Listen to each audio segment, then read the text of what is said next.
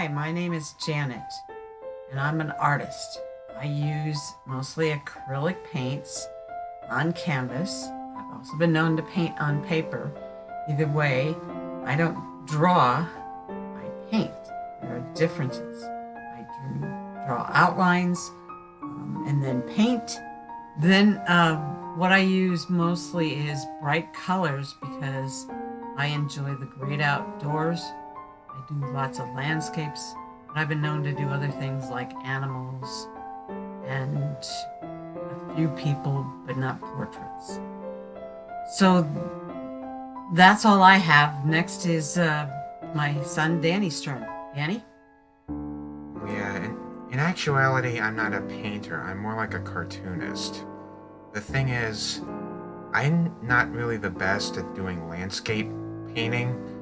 Instead, I specialize in more things more like character design and expressions and all that. However, with the understanding that my mother is a painter, and maybe just for fun, I guess, I'd figure, let's see what happens when we work with the same prompt. Do a landscape painting. Let's start with my mom's painting. So I've kind of noticed every time you do a piece that you always need a reference image. Why can't you paint something from your imagination? Well, I'm not really a person that draws entirely on my own, so I always take something and try and make it brighter, prettier, and certainly with more colors, more definition, and mostly done with things that are landscapes. So here we're working on the sky. The sky isn't one color. Got lots of white, lots of purple. So what's with the purple sky? Is there some kind of a significance to that? Well, when the sun sets, the sky turns some different colors. The sun's rays make different colors. So it isn't always blue. As it sets, you get the yellow and the reds kind of make a blue.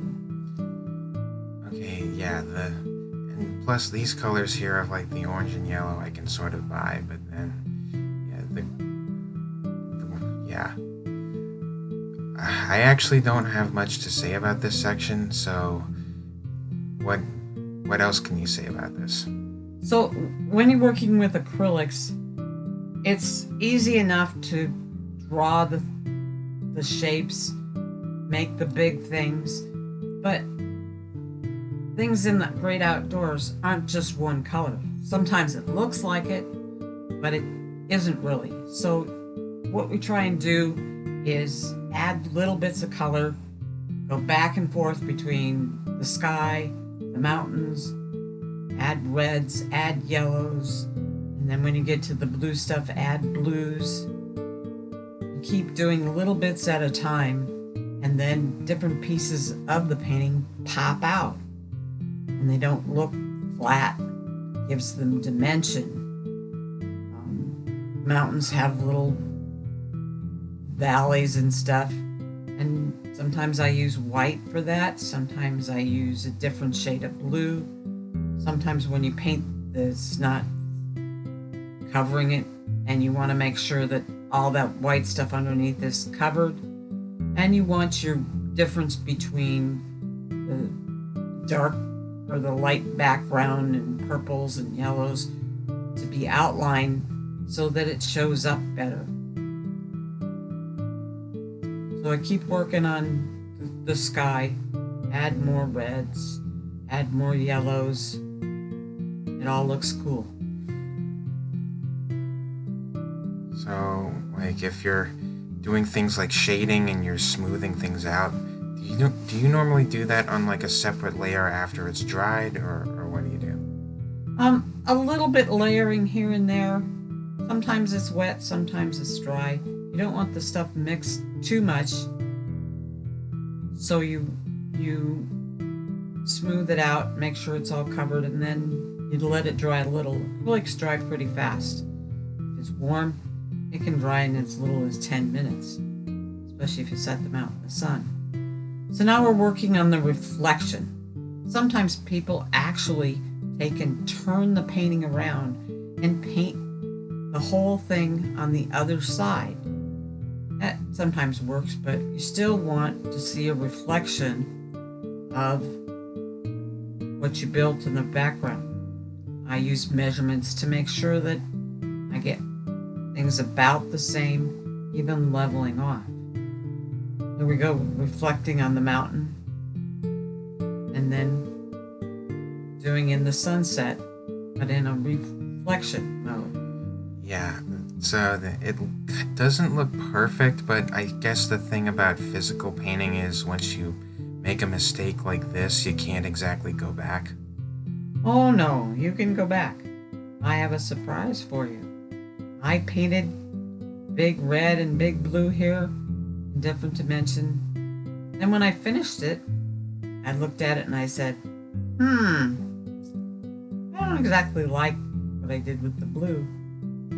The red and the orange look okay, but I wasn't satisfied.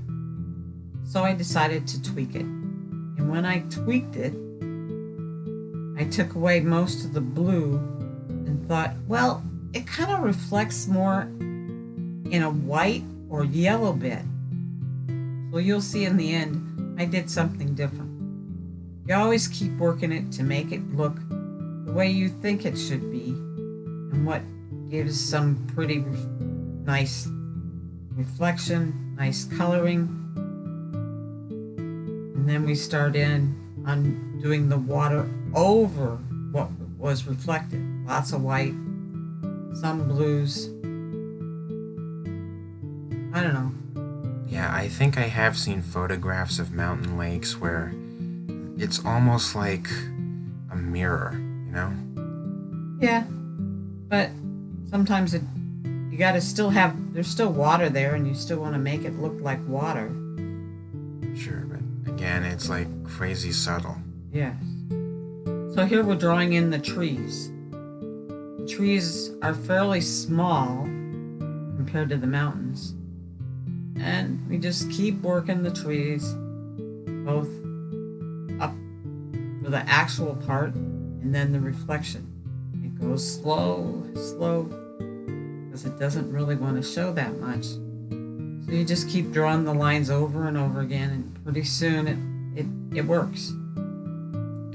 So, why are you representing these trees as like straight lines instead of, say, interlocking triangles like in a cartoon? Well, it's hard to see, but I'm actually putting some triangles on there. They don't show very well. They're pretty small. But that's the way it is. That's kind of how it looks. The mountains and the reflection take over. You keep working on the trees. So then you put in a water line and work water over your reflection. So then it looks cool. It isn't just the mountain, yet it looks like the mountain is still there. I keep going. More white, little dabs everywhere. And shortly, and more dabs into the mountains.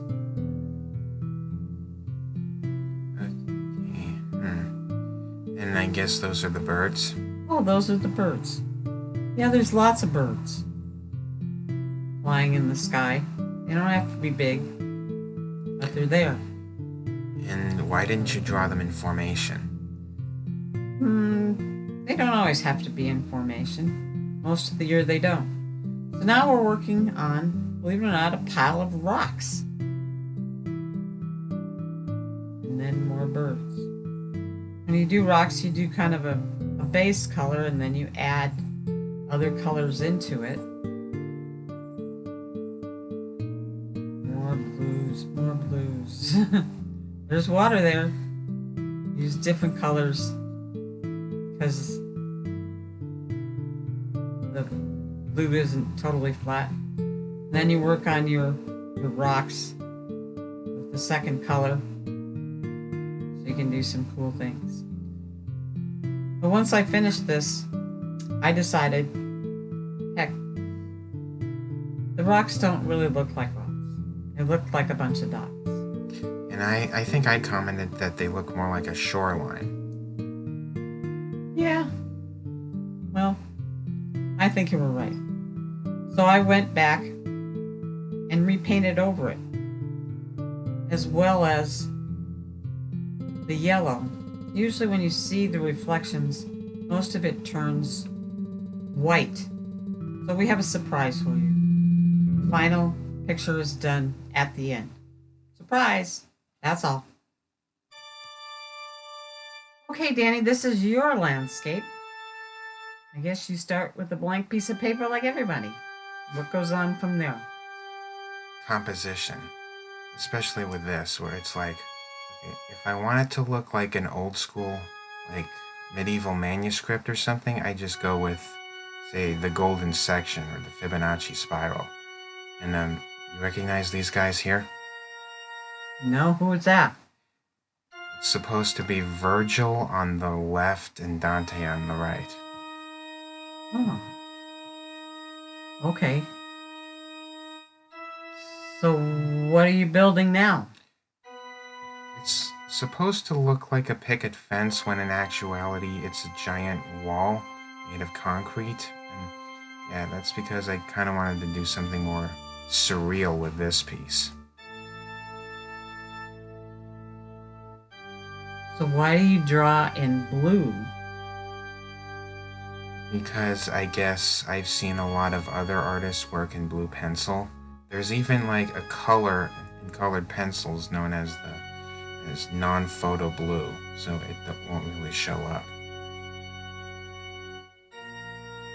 Okay, what are you building with this round thing? Yeah, it's supposed to be like a gate with a snake design.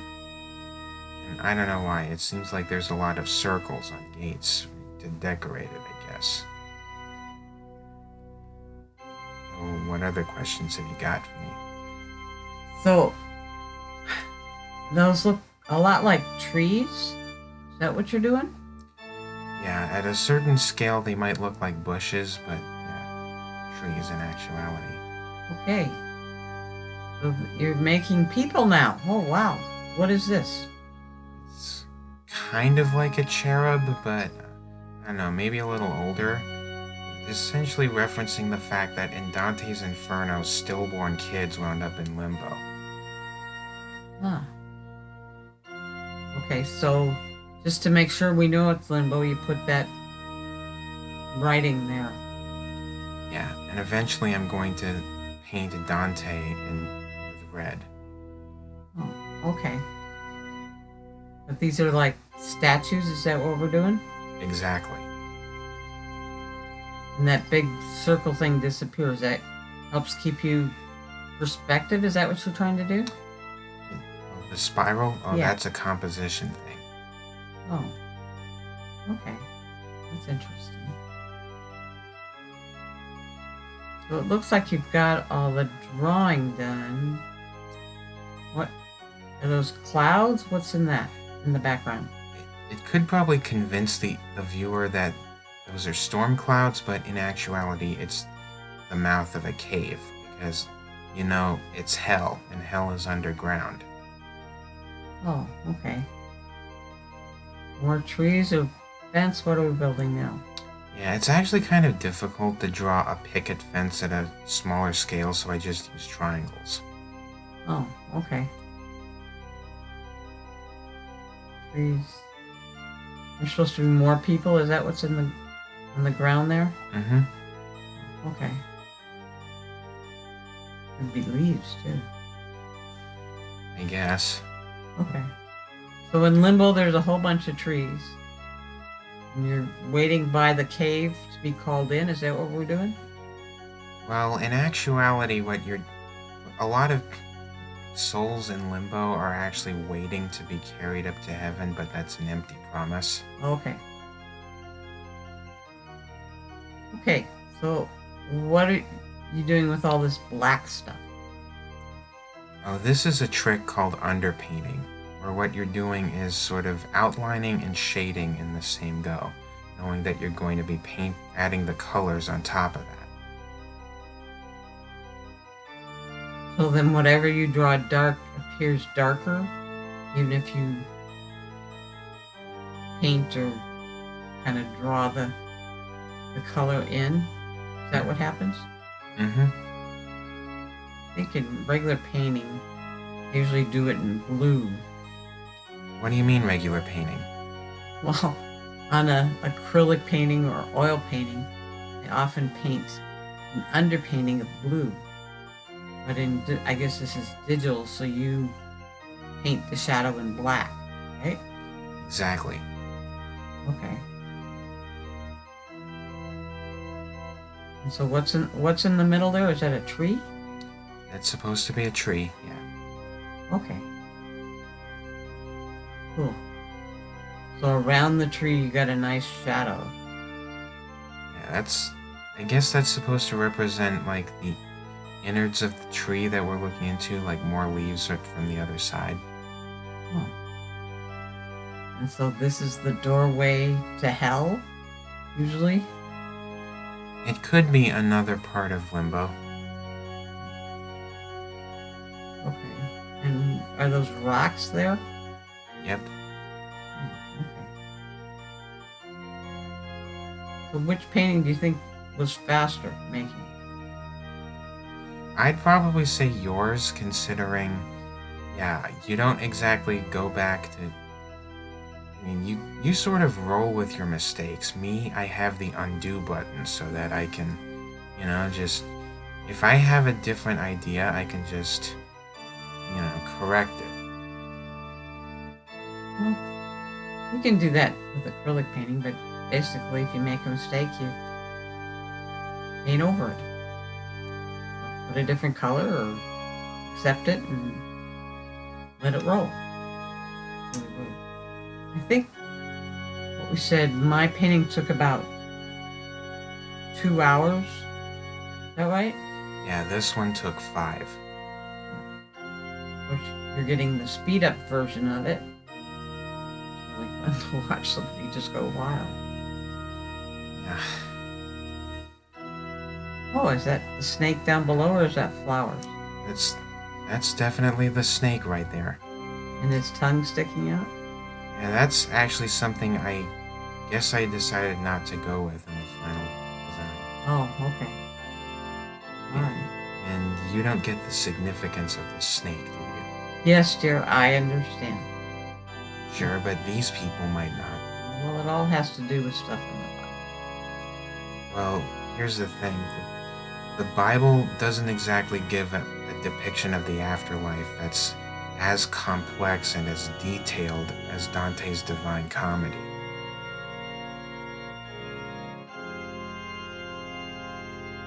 Well, I think you get the serpent from the stuff in the Bible. Certainly Adam and Eve and things like that. And I guess the fact that those trees that you saw down there are meant to be apple trees. Ah! That would explain Adam and Eve theory. And I'll go back to our beginning. Well, the reality is that the inclusion of a snake in Dante's Inferno, it actually has something to do with King Minos, who has a specific role to play in hell. Oh, what's his role? Essentially, he sits at the entrance of the second circle and judges the damned. How many number of times the serpent turns around his body, that's the circle you go into. Okay. So now you're putting in another shade, but you don't want it totally black, you just want a little. Right? Is that what you're doing?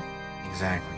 It's essentially, with this kind of brush preset of acrylic, in this program at least, there are 3 sets of 3. One where the acrylic brush is pretty small, another where the brush is medium-sized, and another that's somewhat large. Each one you can have just water, just paint, or in between.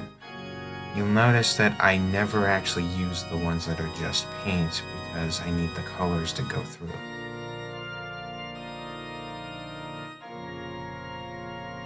And let me tell you, this is a pretty difficult process for me. It sort of looks easy, but knowing me, and if it was my paintbrush, I know that takes a lot of time. Doing all the shading, and I let the colors do some of the shading. That's why I dab here and there, and you're dabbing here and there. You do it underneath, and then you'll add color onto the top. It's probably more a thing with oil paints or something, but here, now since it's digital, I can sort of get away with that.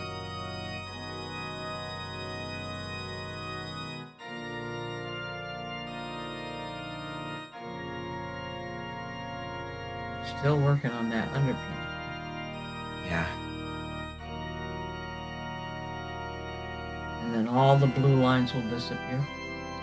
They're essentially on a different layer, or in this case, a different layer group, because I essentially wanted a little bit more flexibility to, yeah, you know. But the underpainting is all on the same layer. And for some reason, yeah, like I said, it's difficult here, but what I should have kept in mind was that there was a very clear light source, which was that sky up above there. Well, these are all the trees, huh?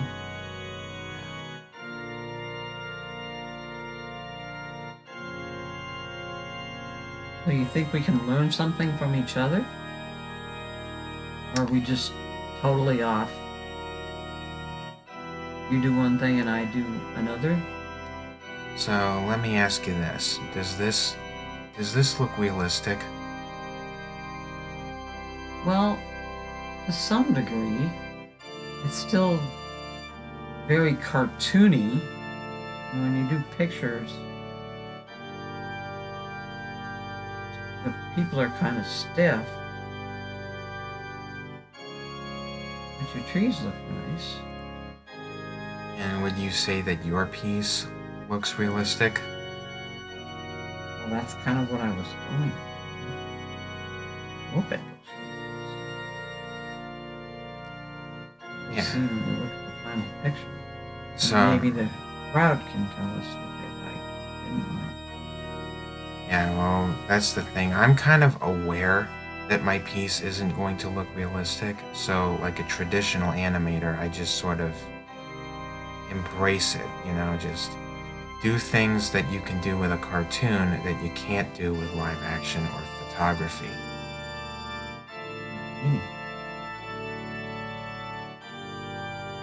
Yeah. Oh yeah, you're getting good perspective here. The lines underneath the wall so it's a separation. You put clothes on you, man. Thank you. Yeah. Either way, I wasn't planning to draw the privates anyway.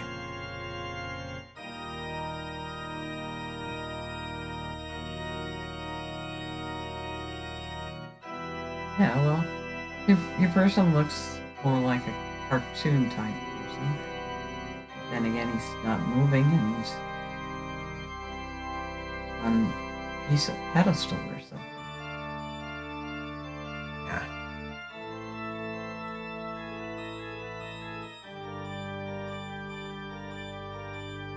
So if I know you personally, I know that this sort of subject matter would kind of make you shiver.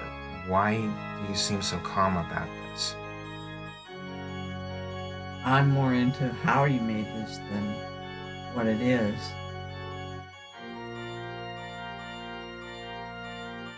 So yeah, you're probably glad that I didn't go with my original choice, which was the forest in the seventh circle, huh? Yes, I'm not sure exactly what that was. Yeah, that This was is interesting. So basically, with this in the seventh circle, that's essentially reserved for people who committed violence against themselves. You know what I mean? Against themselves? What about against other people? Those are different punishments. I don't really know what they are. But because of Over the Garden Wall, I guess, I do know that trees are that people who commit suicide are turned into trees. So, yeah, that's probably why I went with this instead.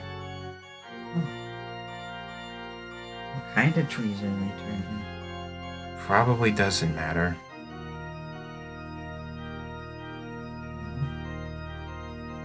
Most trees have, length of time that they survive on. Certainly a redwood tree lasts thousands of years. It gets in the forest. Versus some kind of fruit tree might last, if you're lucky, 100 years. No difference. So your trees in the background, are they lighter? Oh, here we go with the color. They should be. So what is your palette color? Right now I see green.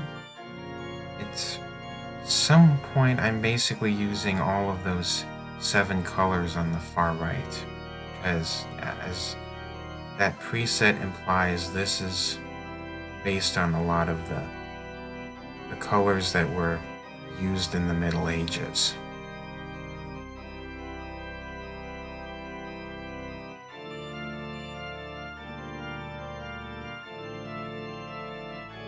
So you were kind of like a real painter, and you put the big color in, and then smooth it around.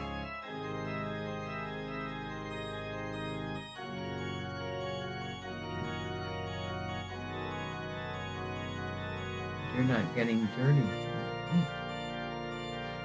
So what, you think that's a badge of honor or something? Could be. I know we've seen lots of cartoons that are really good. Lively. So there's the one thing that was hard. Oh, so these are apple trees. Now I got it. Some red stuff on them. That makes me...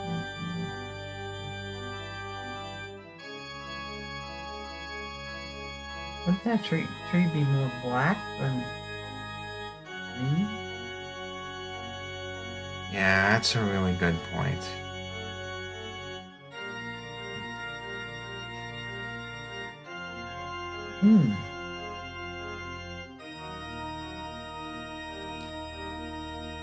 So you basically use acrylic all the time, and you're not the kind of person who sort of thinks about the significance of the materials. No. I think acrylics are very similar to oil paintings. And they just dry faster. You can add more little lines here and there. I've even used ink to do shading or contouring or other things. I've used markers too, but ink just works better than anything else. I've actually painted oil paintings for that matter.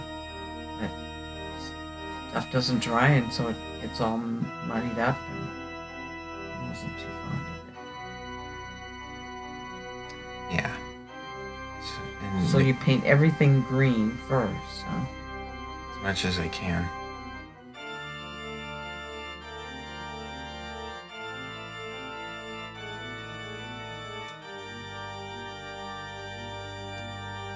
And what else?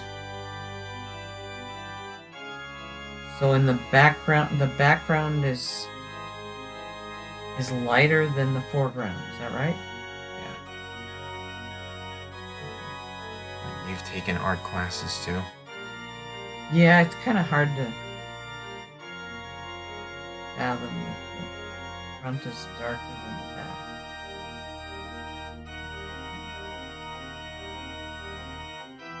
Thicker.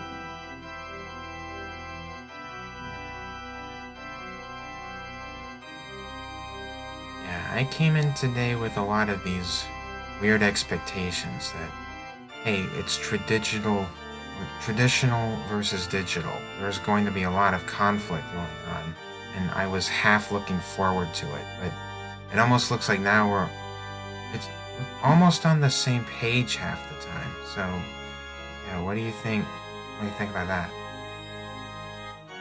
Well, yeah, it's done differently, but I think it's very similar. You're not just being optimistic for the show, are you? No, it's a very similar process. I've actually painted things where I did the left and the right side and made them match in the middle,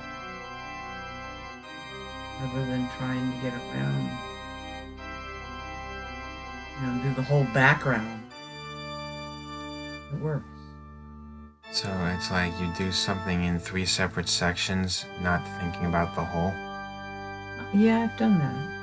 Yeah, I think that's called an exquisite corpse. Oh, okay.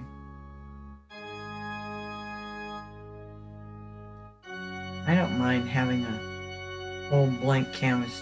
How do you feel about walking up and having a blank canvas? Does that frighten you deep down? Not when I have something in my head worth painting. You don't use reference photos at all? You just go for it? Let's just say I only use references when I'm stuck. Okay. I tend to use some kind of reference and then take 2 paintings and make one.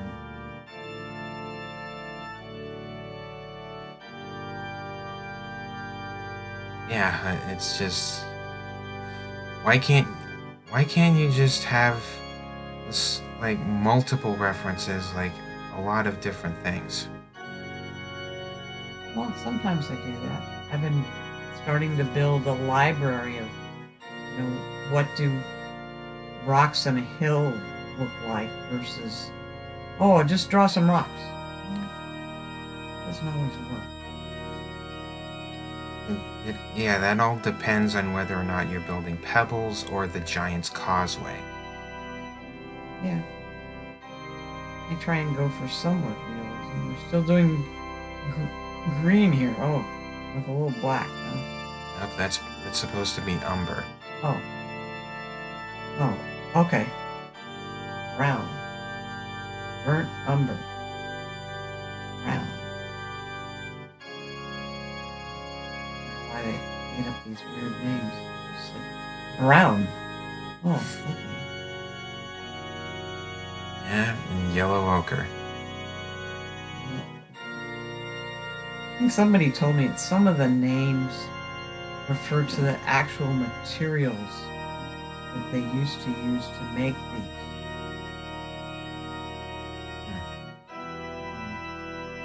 Ultramarine blue is made with, or they were made with this, it's a gem. Heard of ultramarine stones? Well, they made paints out of these stones to start with. And before I forget, you think that Dante on the right there is a little bit clearer? I can't tell you who to trust. I meant, like, now that he's got his red coat and red cap. I haven't seen that yet. And you just missed it.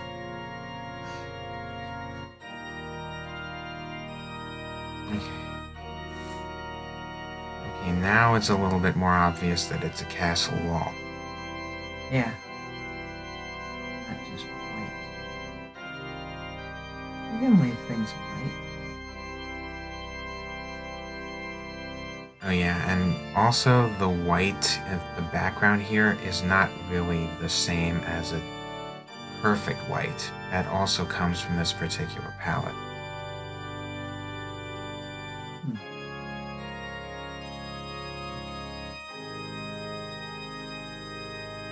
So yeah, my one exception to that rule about not just paint but water, I can sort of break that whenever I add water to it and smooth it out.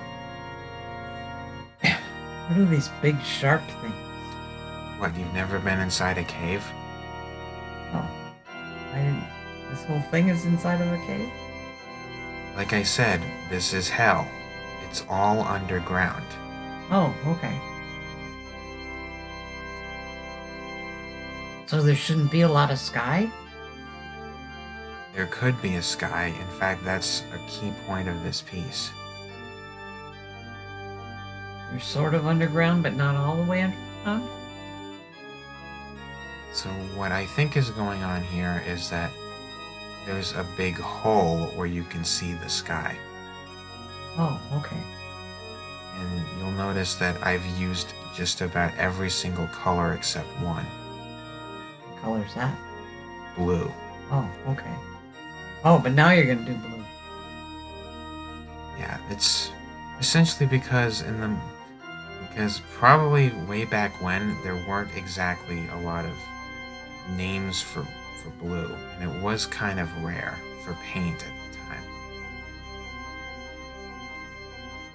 Yeah, I heard the story that they actually used a gem for it. And I think there was this guy named Matisse who used other stuff to make paints. I suppose you could use blueberries to make paints.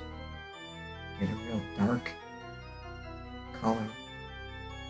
And then maybe they mixed in oil. So yeah, this is the finished painting. What do you think? Well, I think it looks pretty cool. It's kind of hard to see the statues or the other people. Yeah. And it looks nice. Assuming you're in limbo. Yeah. So what was your goal here, Danny? Specifically to highlight the similarities and differences between our two painting styles. Okay. Did you want feedback from anybody that's interested? Is that what you're looking for? Yeah, kind of like another YouTube channel would go, who won? You decide. Okay. I think mine turned out pretty good. Yours looks interesting. You certainly can do more detail of certain things than I would. It's just not my thing.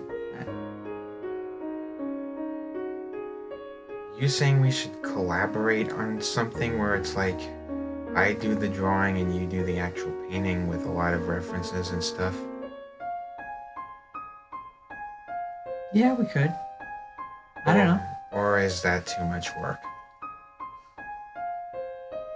It would be a lot of work. I don't know. What do you think? I'm not sure. Two peas in a pod, huh? Do you like your painting? Well, Or your cartoon? Well, I'm definitely not ashamed of it. Okay. Certainly would look well in a book or something. Generally, I'd see more color, but that's me. I like color. Okay, well, maybe the people that see this can send us a message and tell us what they like. My painting is for sale. You can find it on Etsy.com/shop/Edwards Art Finds. Or if you can't remember that, I guess the link is going to be in the description or something. Okay. Right, well, thanks. That was fun.